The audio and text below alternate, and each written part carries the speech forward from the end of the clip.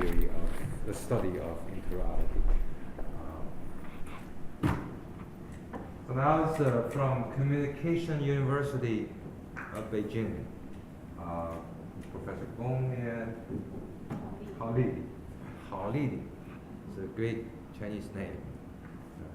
It's like all goodness, interest, everything put together. So that means Hao Li. So welcome here.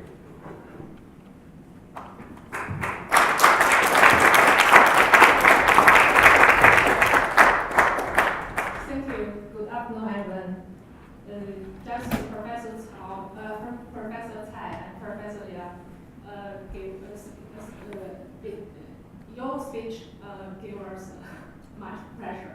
It's amazing. It's amazing. It's challenge. So many pictures and videos. I love it. Thank you. Well, first, thanks Professor Zhang and Professor Zhang for inviting us to the conference. I'm Hao Li. Professor Gong and I come from the Communication University of China. Welcome your visit to our school. Different from others, we are not majored in the literature or philosophy. We are majored in journalism and communication. So I will analyze the interalogy in media and communication. The thesis submitted by Professor Gong and me is the interlogical thinking and its revolutions on media conventions in China. I'd like to introduce it to you on behalf of Professor Gong to express the relevant points of view.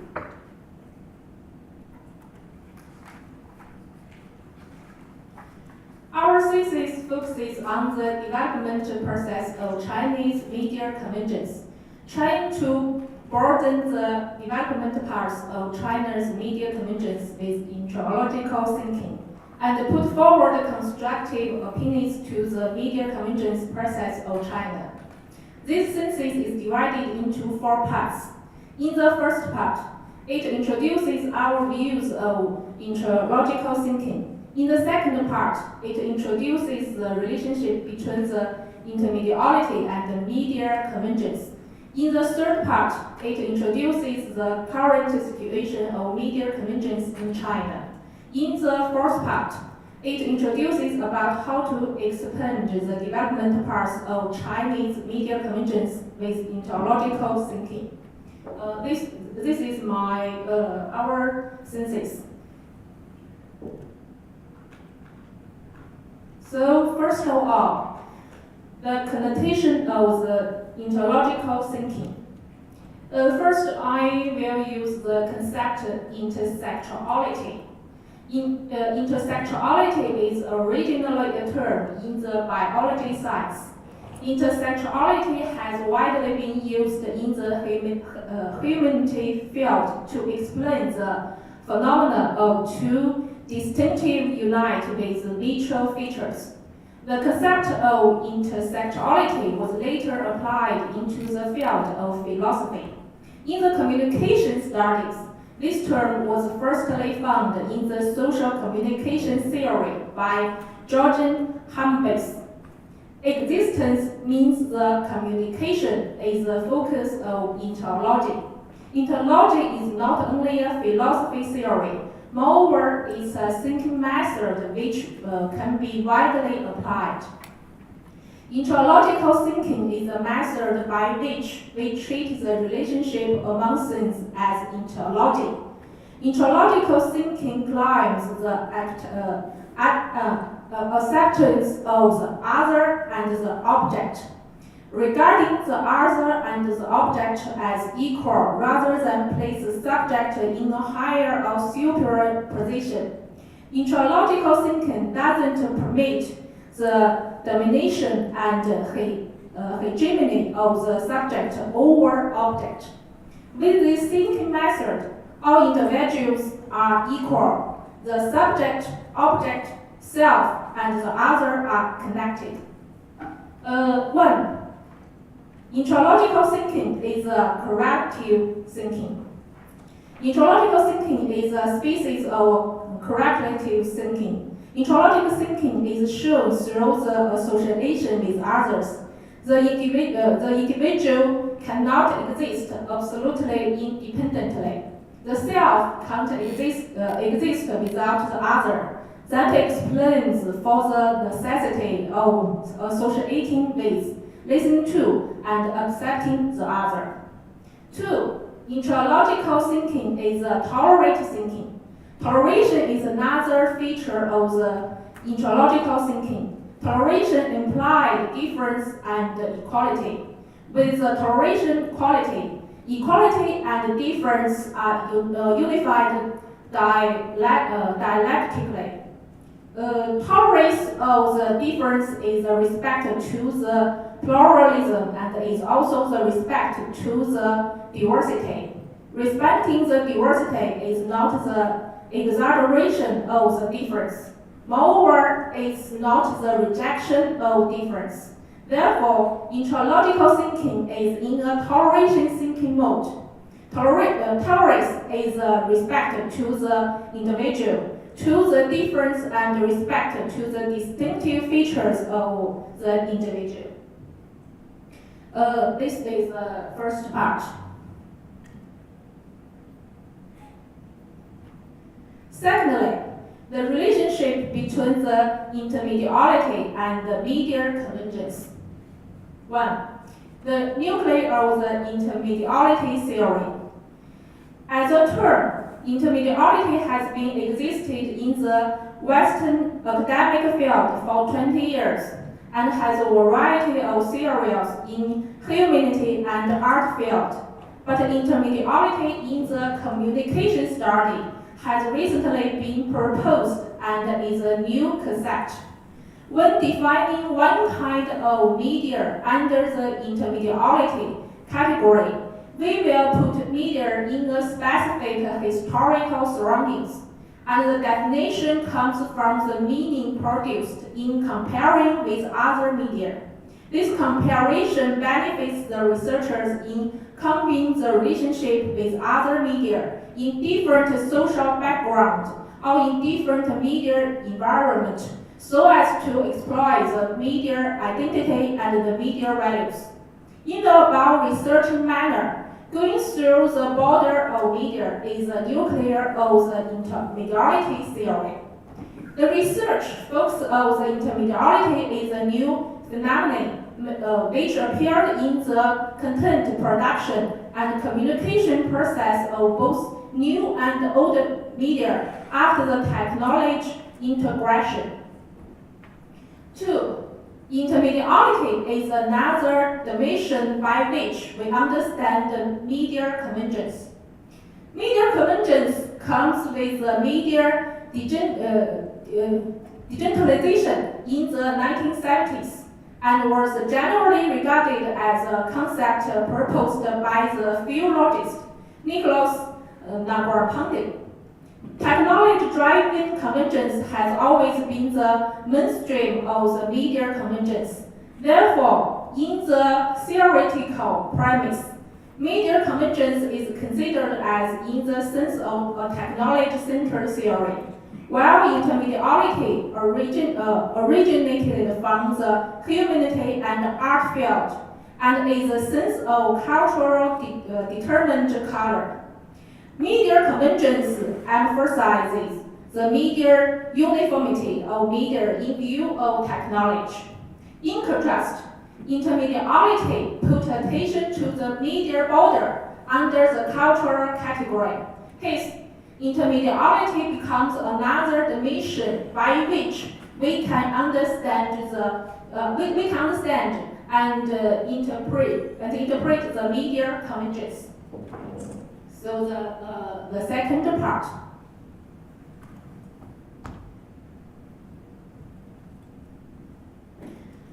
Thirdly, current situation of media convergence in China.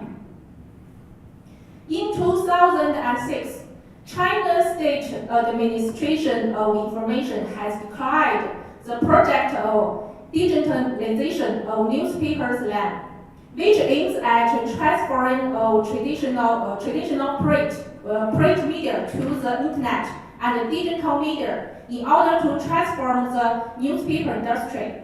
In the following decades, many new concepts appeared, such as digital newspaper and network interactivity, newspaper and network convergence, the convergence of the radio, TV, and the internet, and the omni-media, all of which are about transforming. And the newspaper directed network, the newspaper group network, mobile newspaper, one terminal of both WeChat and blog, have appeared as a variety of media convergence. By the way, WeChat is very popular in China now. It becomes a very, very important social media in Chinese life. The media convergence practice nowadays in China is not different from the digitalization of newspaper. The practice in the Chinese media still stays with the news production rather than in the structural convergence level. It's argued that the present media convergence in China is still the extension of the Chinese journalism transform in the brutal micro-transform, incremental transform, and marginal transfer.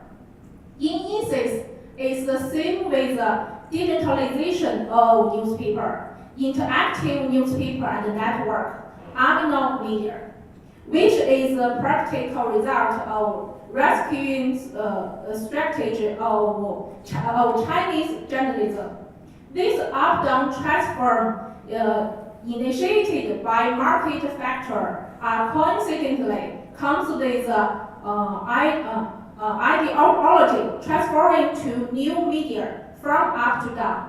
The forms of pattern of media convergence totally different from the Western countries. This pattern directed by the traditional media aims at recapturing the leadership of the market. The government power is the main force to direct and push this transform, and the target is to consolidate and expand the opinion field. The situation of media convergence in China is directed by the above concepts. This is the third part.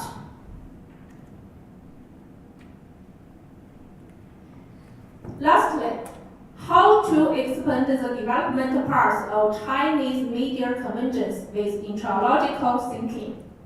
I think there are three ways. One, keep the openness and flexibility and innovate the combination patterns.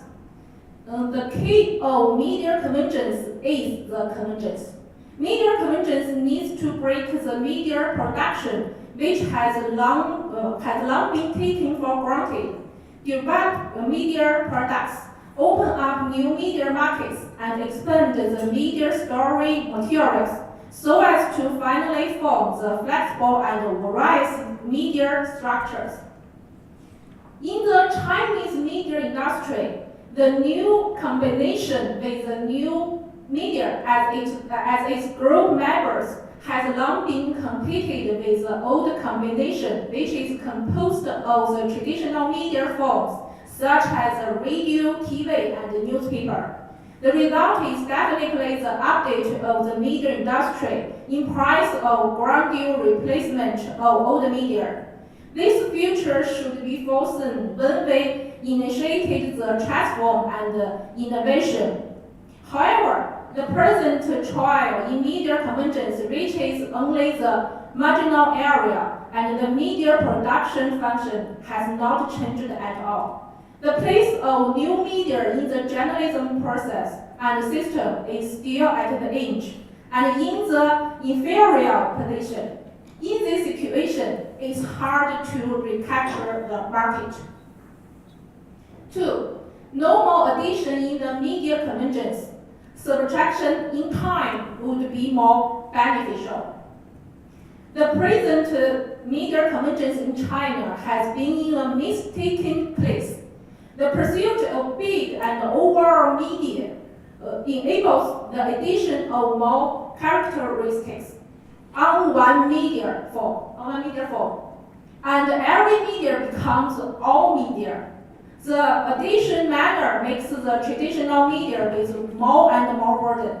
With the interlogical thinking, the media convergence should in a reverse manner adopt subtraction. The new media will not make the old media extinct. Rather, they will progress in the supplement process. The penetration is not only the new into the old, but also the old adopting new. This penetration manner gives more opportunity for the convergence of the media.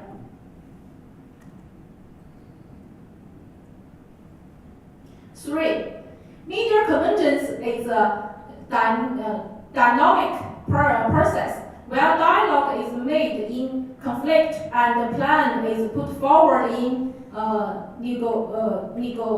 negotiation. Media convergence doesn't mean the give up of the characteristics and communication features of the traditional media, and doesn't mean the simulation the old media by the new media. In the media event report, there is no media occupying the absolute advantageous position. Traditional and new media is in the relation of developing in a harmonious way. Media convergence is not the combination of one and in one. Rather, it's a dynamic status where dialogue is made in conflict and plans put forward in negotiation. It's predicted that the communication system in the future will have technology convergence as a mainstream, cultural convergence as an undercurrent, interlogical thinking by exploring the cultural dialogue and integration under the background of media convergence helps the media theories go out of the technology-determined barriers, as well as benefits the process of Chinese media convergence.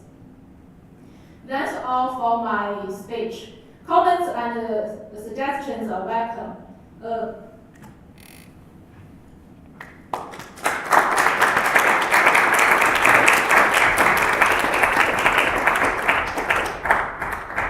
If you have any questions about the development of Chinese media, please contact us. Thank you. Any comments, questions, or asking about Facebook?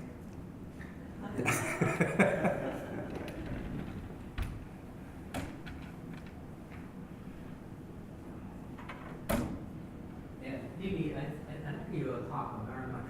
I'm feeling that your talk has very strong background of the postmodern thinking background, right? Like the tolerant thinking. Lily, I like your talk very much. Gave a lot of information there. So I have feeling there is a strong postmodern background in your talk, right? Let me see your class. 背景，因为的 postmodern 那个思想，比如说，像你这个讲的好多，我看见好多后天的思想在里面，像这个宽容啊、tolerant thinking 啊，是吧？这个 corrective thinking 啊，关联性思维啊。It's a philosophy. Philosophy. 是在大学里，是在课里，老师在教吗？还是在哪？这些没有，是我自己研究出来。对 ，my study. It's not my major is in journalism and communication. So prepare this thesis, I read many philosophy books. Something in the books are difficult for me. Because I don't study. So that includes some of the postmodern thinkers. 有没有一 I 个 don't- 或现在什么 Derrida、Foucault I don't do research in the back. It's very clear that you got influence from Yeah. it. This is already like a common Right. discourse. Right. Like most intellectuals will talk that way. So she, of course, because she is a postmodernist. I don't know if I have the answer. Because you know, already in the water, it doesn't know the water.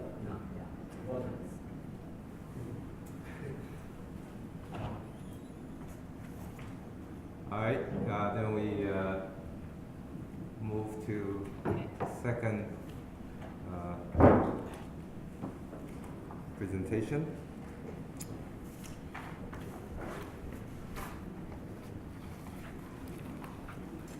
Parsons, Justin Parsons, from California Institute of Integral Studies.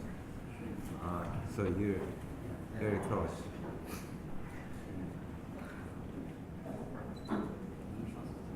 Welcome.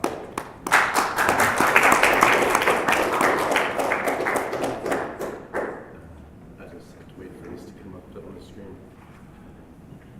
I have to wait for this to come up on the screen. My man is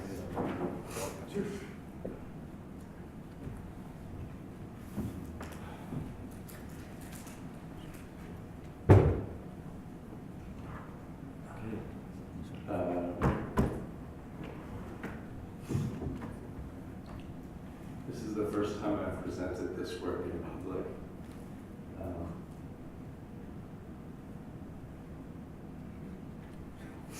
I apologize for seeming unprepared.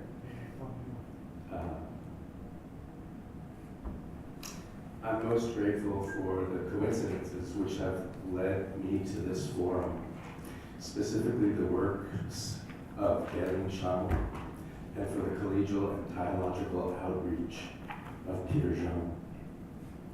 I'm also grateful for these scholars having established a fundamental connection between the Iping, or Book of Changes, and the emergent field of Interalogy, laying the groundwork for the long-deferred introduction of this work into the context of public inquiry. Ironically, as I am about to demonstrate the functional perspective of imagery with regard to the Iping, or Book of Changes, I was very concerned this morning that I am beginning to lose my voice. However, words and images are always, always mutually contingent. Even if my recompensatory bias renders words in deterministically secondary terms. The title of my presentation is Providatum Recursor, and I must apologize for not including that title in the visual presentation. Some words about the title. It's a portmanteau. Providatum is providence and datum. Datum means what is given. So it's a little bit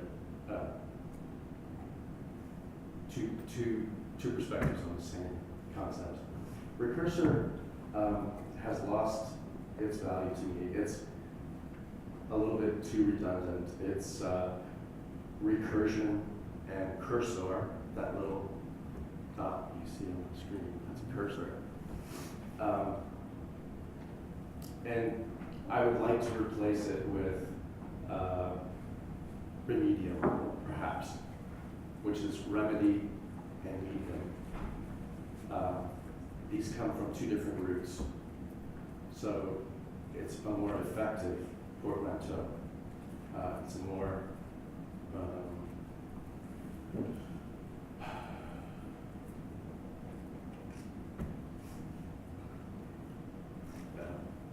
it provides more to think about.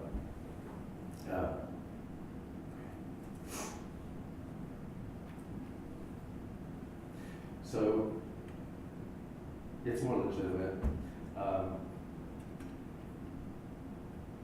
The original title sounds better to me, Providatum Precursor, but it is less relevant, which tells me that I haven't arrived at anything more than a working title, and I may be too biased towards an arbitrary application based on an unfinished or open-ended aesthetic transformative process. This is a bias and a pitfall, an imbalance only revealed by the open-ended empirical process of the assay or the attempt of this presentation. Providence and remedy imply redemption. This is relevant to me and this work of defining what's relevant about the I Ching as an oracle. I'll alternately call it I Ching, the I Ching, or the Book of Changes. It's all the same fundamental, ancient Confucian classic. The first thing that providence and remedy, under the rubric of redemption, reminds me of is John Baptista Vico, who was mentioned earlier this morning. From my study mostly of secondary sources on Vico, I have to admit, Professor Vereen, Vico proposes that choice transcends the dichotomy between chance and necessity. In his discussion of oracles, specifically from a Western point of view, they function, according to Vico, through the virtue of prudence in imitation of providence. Another word for this process is heroic mind, also the art of topics. I also find redemption, the idea, the embodiment, the process of redemption reflected in 12-step recovery, where we can see perhaps that we have a choice to do something different. The definition of insanity in that context is doing the same thing over and over again, addictively, and expecting a different result. That's the 12-step definition of insanity. But we always have a choice to do something different, and we have to relearn that. So this is providential. We don't have to earn this. This is just the way the world works. We always have a choice. We always have a new choice. It's truly a gift. It's truly providential. The deterministic collapse through observation or choice of wave function, of quantum superposition, of pure ideal potentiality is never exhaustive. You can't stop it. We always are completely free to make another choice within the medium of circumstance within which we find ourselves. I have submitted an article of circa or around 8,000 words with the same title, Providatum Precursor.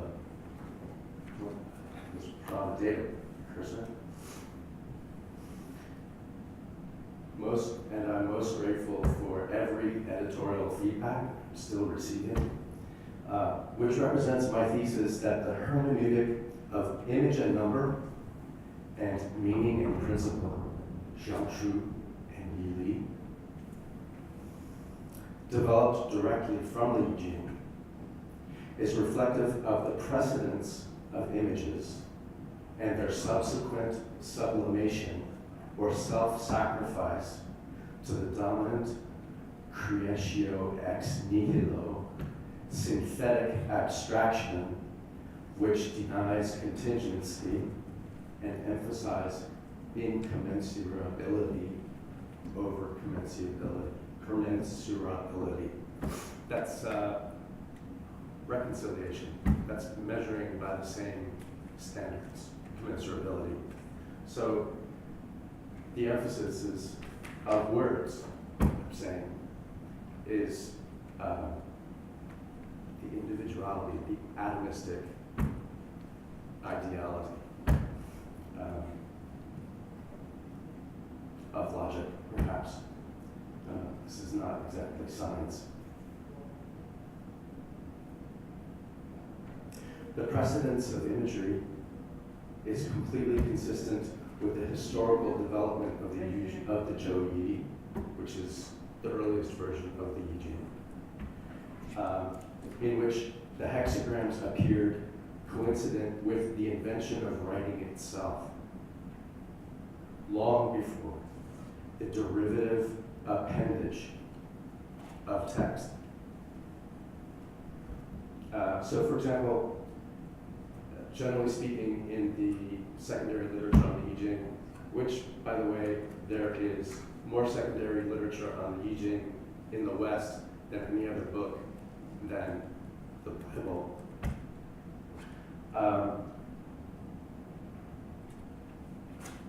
In that secondary literature, which is all I know. I'm a provincial scholar. I don't know Chinese. I'm the first to admit this fact. But it's always presented as image and number and meaning and principle. And I believe that this is an intentional, precedential sequence. That image is to number as image and number is to meaning and principle. Images are first, they're fundamental.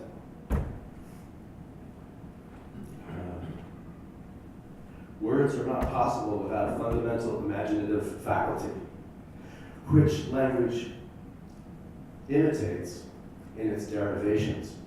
In other words, the operative ambiguity in the Yi Jing, or Zhou Yi, what allows it to operate or function or be applied as an oracle.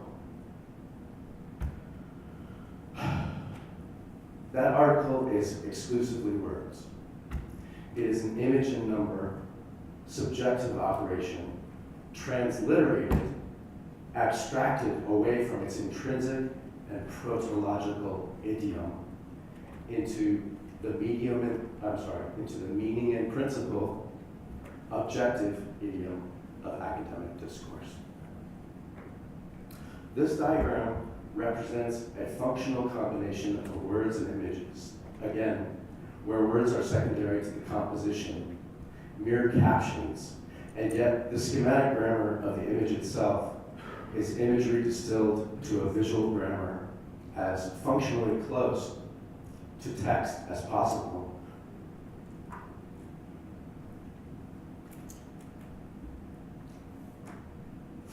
As functionally close to text as possible without representing nor imitating language in any way. It is not scientific.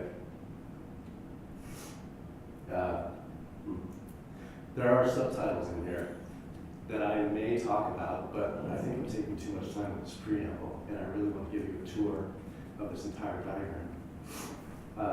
There's also an animation which follows.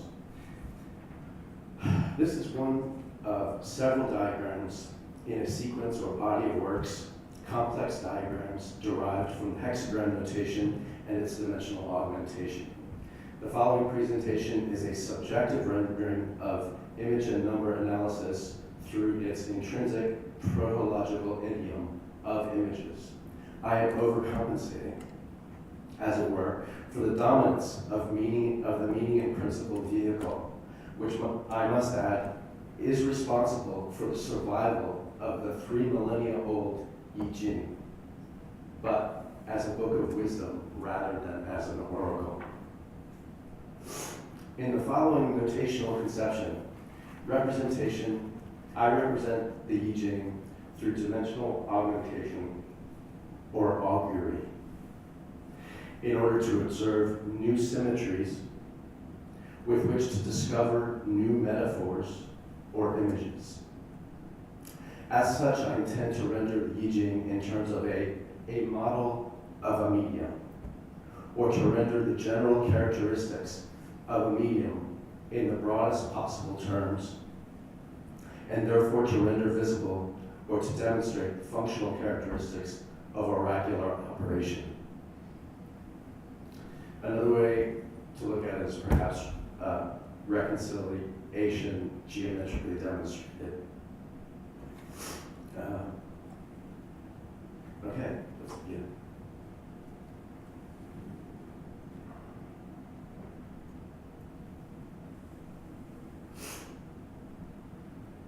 Pay no attention to the words.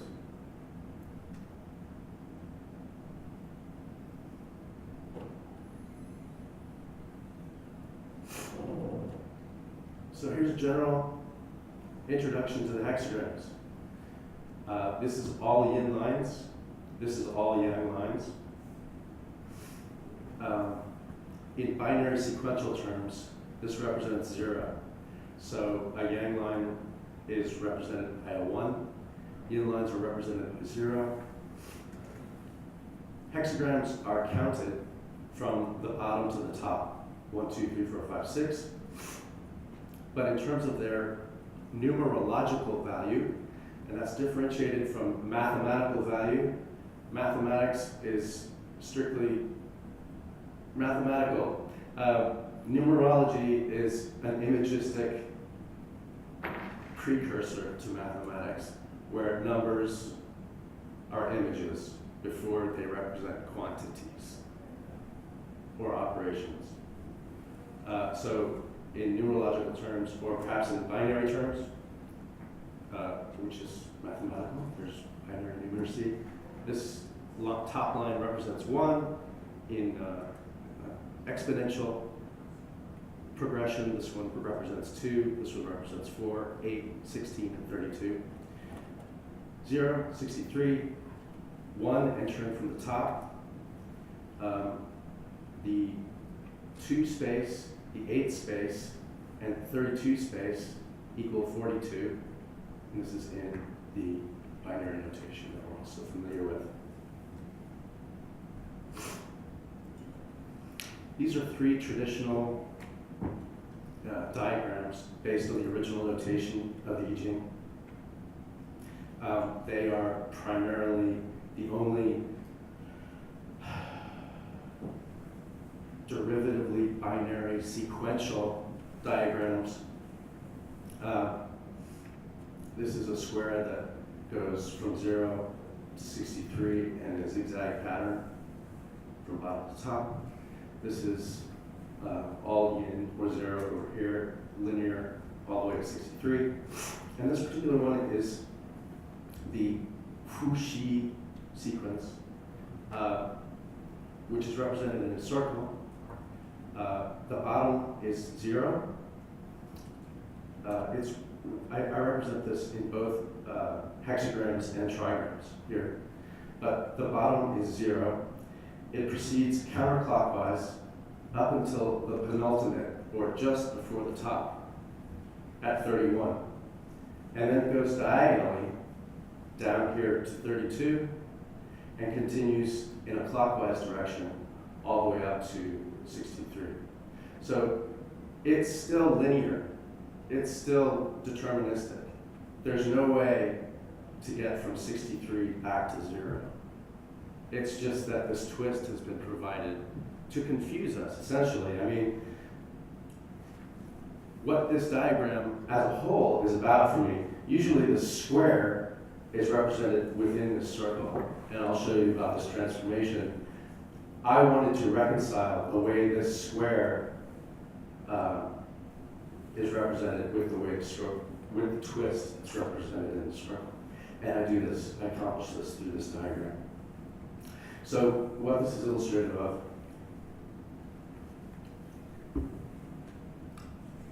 is essentially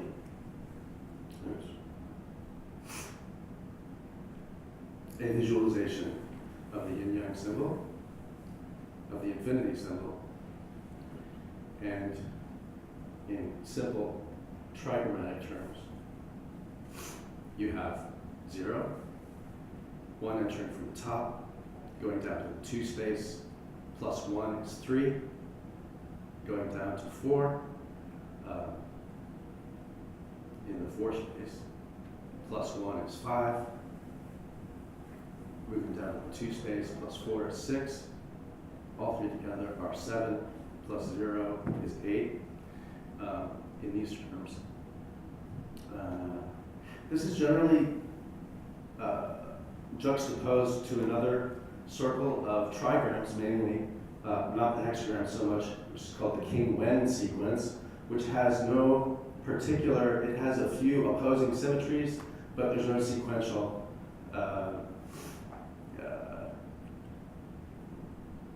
image for a computer program.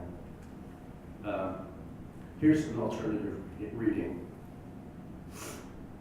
of this diagram. What if we begin with 0 at the bottom? We proceed in a binary numerical fashion up to 3. Then we go through a polar reversal. So we switch from binary numerical progression, go through a polar reversal. See, this one, if we continue over, is this one upside down. This is a polarity here. This is an extreme. If we view it as a portal, then, and we continue to see the numerator entering from the top, the numerator denominator distinction is perhaps not the most apt, but the numerator denominator becomes yin. So this becomes 1, 2, or 1 in the top space, 1, moving down to 2 space, joined 1 is 3, then polar reversal again through 0 and onto 1. The polar reversal switch of the numerator denominator is now back to yang, so 1, 2, 3, etc. So you get a perpetual movement, if we read it that way, which is in no way traditional. This is completely alternative. So this is a picture of how I got there. Oh, no, I'm sorry. Changing subjects. So this is the traditional notation, which I then put on a 4x4 grid, separating the 2 trigrams onto 2 2x4 grids, such that this yin surrounding yang, and this yang surrounding yin end up being on a grid. This is pure contour, and this is with the addition of column. This is applied to the 8 trigrams, and these are the primary, secondary, black and white. There's only 8 of those. There's 6 primary and secondary colors, and then black and white are attributed as elements. But my ultimate aim is to achieve maximum differentiation between the hexagrams themselves. So looking at this versus the traditional notation provides almost immediate recognition of which hexagram is which. A final layer of differentiation and notation laid on top of it are these extra notational indexes. So for example, a triangle in the upper left corner represents a nuclear hexagram.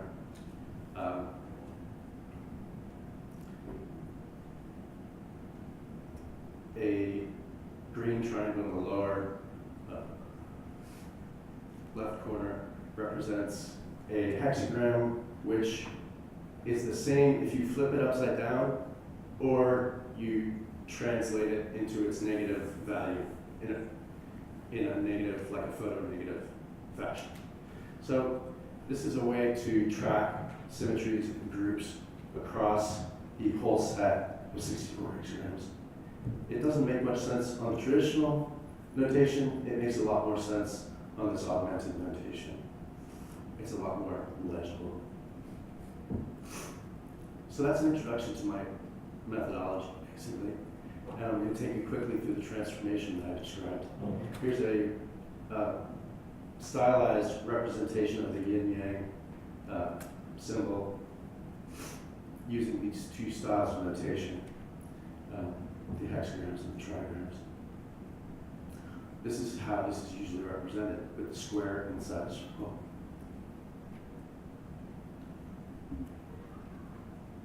Traditional.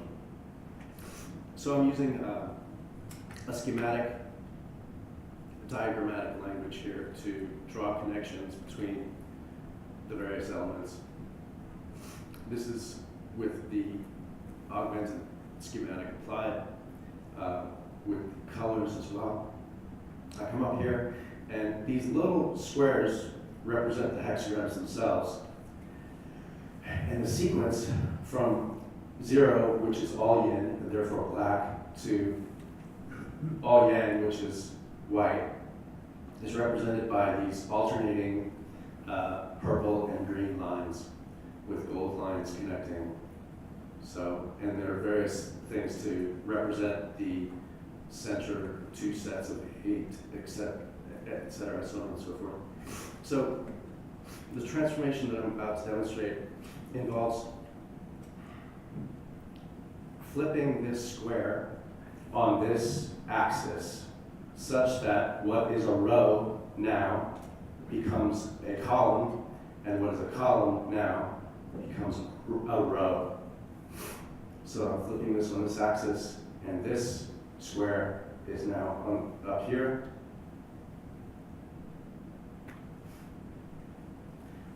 So this is a non-traditional representation that proceeds up, down this way. I can take that and fan it out. So this is the far right column here, and then I fanned it out in a counterclockwise fashion.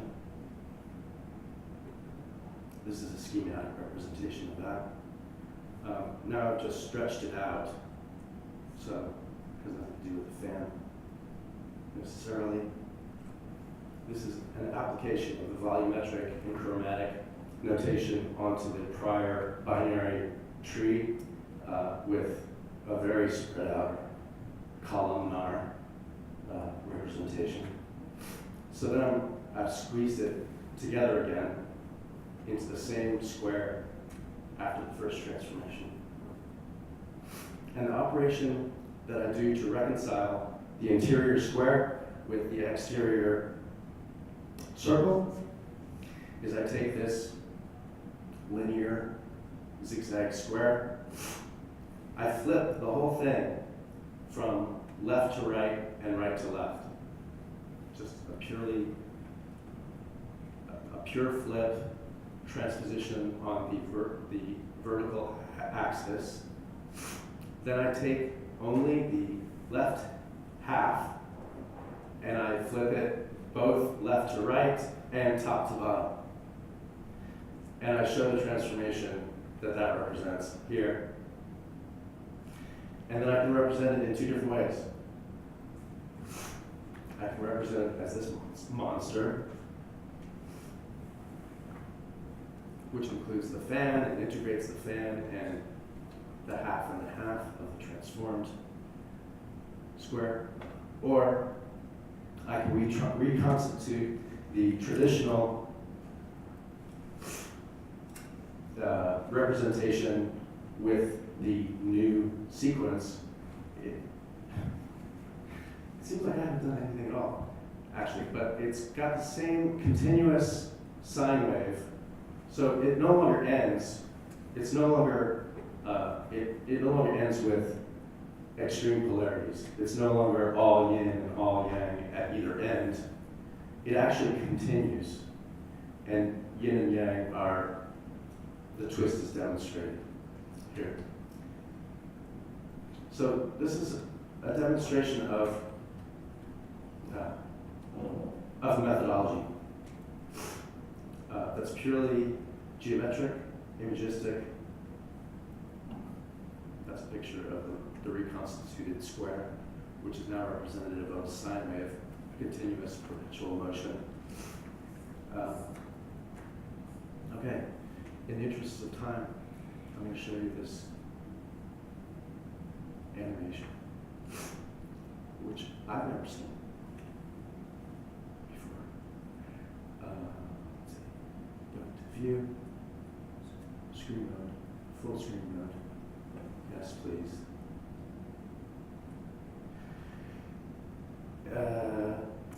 Okay, so Yang is entering from the top. This is the 1 space, 2, 4, 6, 8, 32. 1, 2, 4, 8, 16, 32. And it speaks for itself. I wish I could hurry it along, but we'll get there if you can just meditate on it. So it's actually filling up again from the bottom.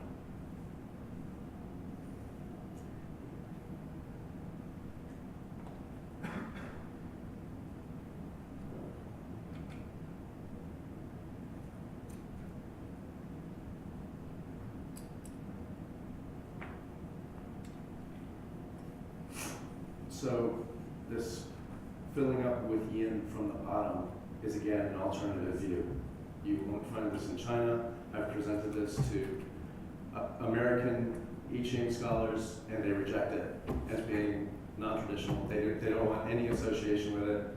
It's acanonical. It's completely apocryphal. How can we do that? But it's no less relevant. It is yin, after all, entering from below. So just as yang comes from the top, the general behavior of a yang line is to move up towards heaven.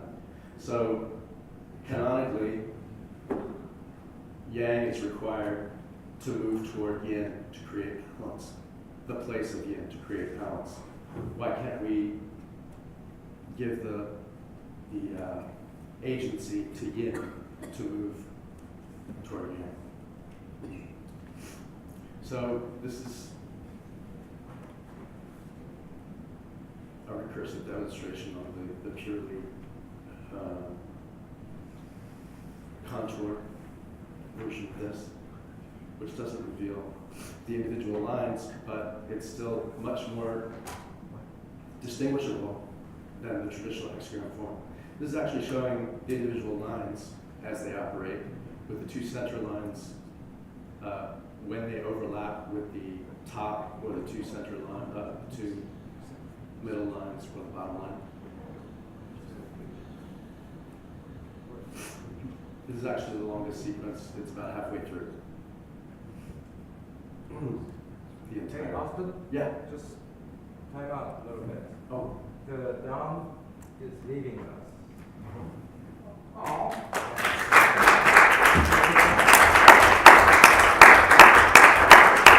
Thank you all for all that I've learned from you. It's been very rich an experience for me. Thank you.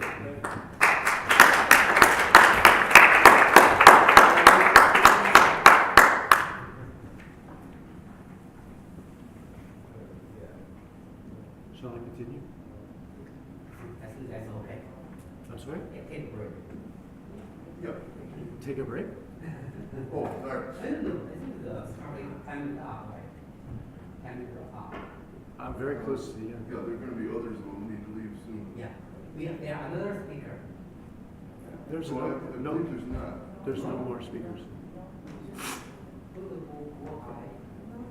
Colleen? Colleen said, Peter said 2, not 3. Okay. I believe, didn't he say that? I asked everybody to attend, I don't know if I can do today or tomorrow. I can Oh, yeah, no. your video files. And I can sort of fit it so you can see better. Dylan's really trying to do that. Yeah, don't worry about tonight, or even tomorrow. already done with the presentation? I'm very close to the Yeah, let's go ahead. Okay, thank you. To continue. It's not rocket science, it's just binary numeracy. 1, 2,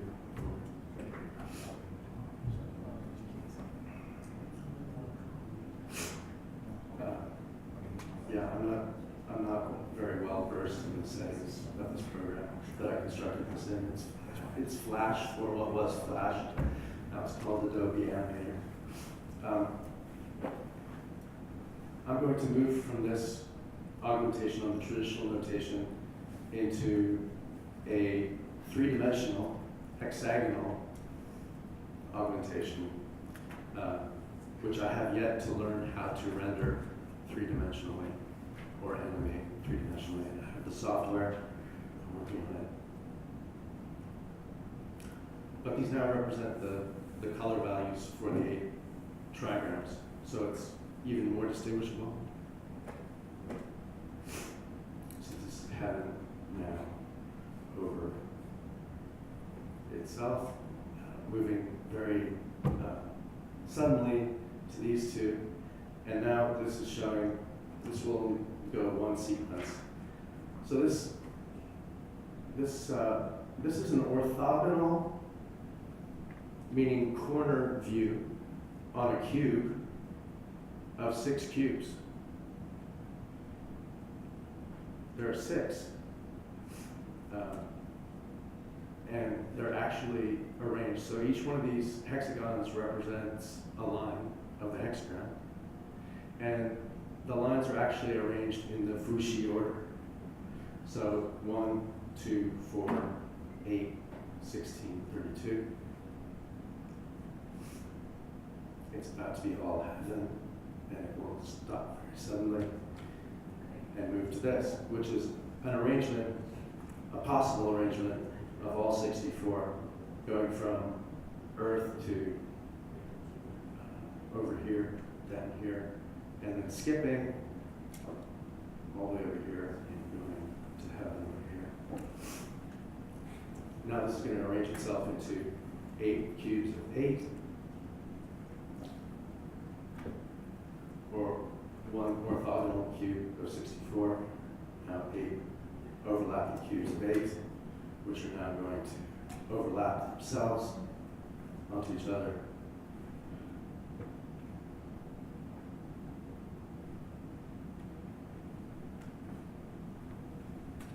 And there you have all 64 hexagrams. The end. Thank you very much.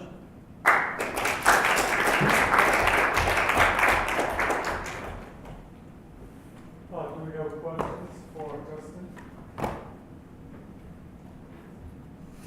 Go ahead. How many hours did you put into that? I've been working on this for 25 years. 25 years, that's impressive. I mean, as a progression, just developing the hexagram forms, the different iterations, and then at various, when I had time, teaching myself software. So I couldn't tell you, actually. Hello? Yeah, I want to say something just to discuss with you. Oh. Just now I thought you transformed the original short and long lines into colorful lines and blocks. Yeah. And I should say I appreciate what you did because it is beautiful, but it is more complicated, I think. My feeling is that your speech makes me enter kind of confusion from complex. I'm not quite sure about your purpose of just making this kind of transformation into colorful blocks. Yeah. Okay. Shall I clarify? May I clarify? Yeah. So I mentioned that my goal is maximum differentiation between the hexagrams or between the trigrams themselves. So with each successive augmentation from, the binary lines behave more like points. They're really like a positive and a negative dot. That binary, it's a version of two-dimensionality. When we think of two-dimensionality, three-dimensionality, we think of dimensionality, generally speaking, we think of space and time, which is limited. 1, 2, 3 dimensions, right? And anything above that, we can't even imagine. It's beyond our ability to imagine. But with the successive augmentation, so to contour form, we have more differentiation. To adding color, we have more differentiation. These are each dimensions, additional dimensions. To the hexagonal form, to motion, to three-dimensional form. That hexagonal form is two-dimensional, but it's a representation of 3 dimensions. What that allows me to do is to see new symmetries among the hexagrams, among different groups of hexagrams, and to derive new images, new metaphors from those symmetries. And that's a perceptive practice. That's an apparatus of perception. That's a way of seeing something new. And it's based on this fundamental, ancient notational system. So I'm changing it, and I'm finding new things by changing it. That's my goal. Thank you. I just feel it is harder to solve the problem if you use blocks and or what you say just now, 3 dimensions. Yeah. 3 dimensions. I just feel it is you make it harder to get to the result or to solve the problem, because that is kind of another confusion, I think. Which problem are you referring to? I think the lines, short and long lines are much more, much simpler. Absolutely. Yeah, but the blocks and the complicated geometrical figures make it more complicated, maybe. Yes. I can understand the lines, but I cannot understand actually the colorful figures or pictures and flashes. Maybe that is your way. Okay, we may discuss Very after. good. Yeah. Can I chime in? Yeah. I guess the question for me as well is the utility of doing this. I was wondering, originally there were 64 hexagrams, right? Mm-hmm. And with the variation of the moving and non-moving lines, we can simulate over 4,000 situations in real life. Is it because now, the world is becoming more complex? We need more situations or more names for recurrent typical situations to simulate or to name. Is that the purpose? No. No? It doesn't increase the number of possibilities. It doesn't increase the number of situations. For me, it makes visible. So Paul Klee said, art does not reproduce the visible, it makes visible. It reveals. So for me, this reveals, this is a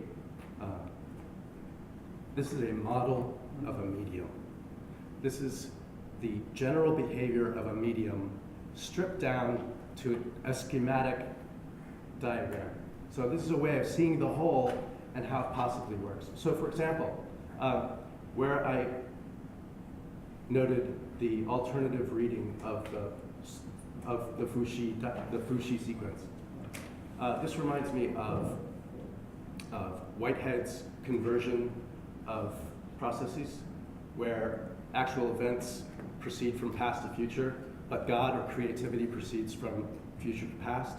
It also reminds me of Vico's dictum about God entering the world backwards, where he's talking about essentially humanity will never do something good out of just pure selflessness.